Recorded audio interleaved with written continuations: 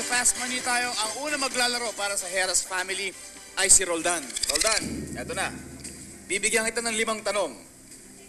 Dapat sagutin mo to in 20 seconds. Kung ano itatanong ko sa'yo, yun din ang itatanong ko kay Mark na nasa loob ng soundproof booth. Okay? Okay. Give me 20 seconds on the clock.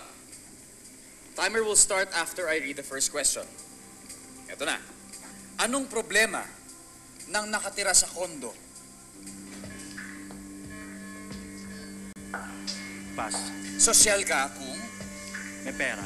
dahilan ng traffic. Pass. Inaantok ka kapag Pagod. saan may libreng tissue? CR. Anong problema ng nakatira sa kondo? Sige. Okay, Roldan, tingnan natin ang mga sinagot mo. Anong problema ng nakatira sa kondo? Hindi mo siya nasagot, binalikan natin na ubusan tayo ng oras. So wala tayong score dyan. Sosyal ka kung may pera ka. Pwede. Tingnan natin. Tingnan natin kung ano sabi ng survey sa may pera. 8 points. Dahilan ng traffic. Hindi mo siya nasagot. Nag-pass ka. Hindi natin nabalikan. Number 4, inaantok ka kapag pagod ka. Siyempre. Siyempre. Diba? Pagod.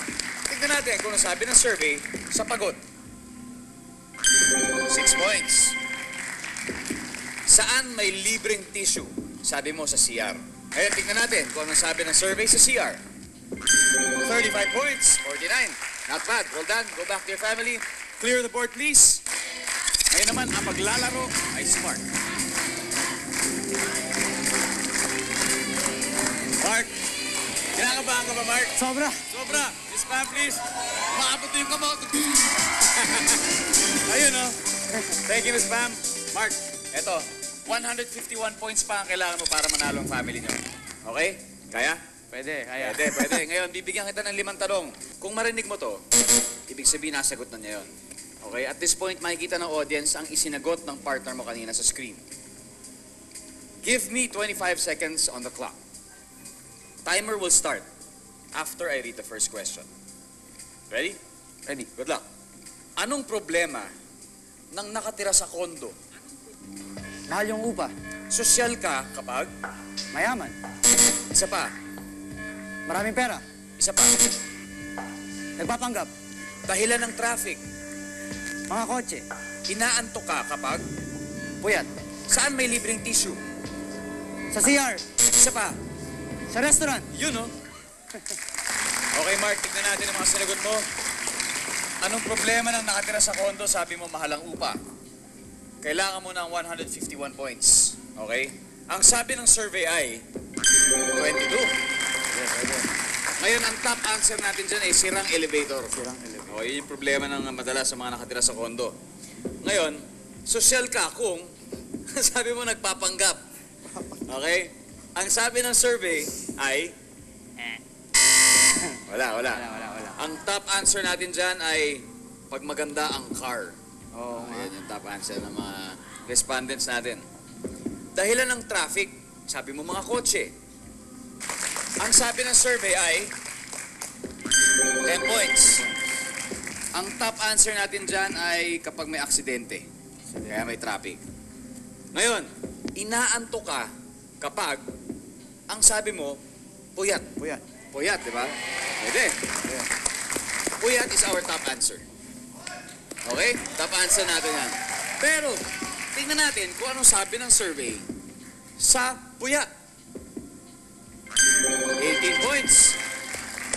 101 na lang. 101 na lang. Saan may libreng tissue? Sabi mo sa restaurant. Mark, may good news ako sa'yo. Restaurant is our top answer. Okay? Ano sabi ng survey? Sa restaurant. 50 points, sayang. 149. Okay lang yan. Tawagin natin ang Heras family. Let's call him back, the Sinon family. Hindi nyo man nakuha ang 150.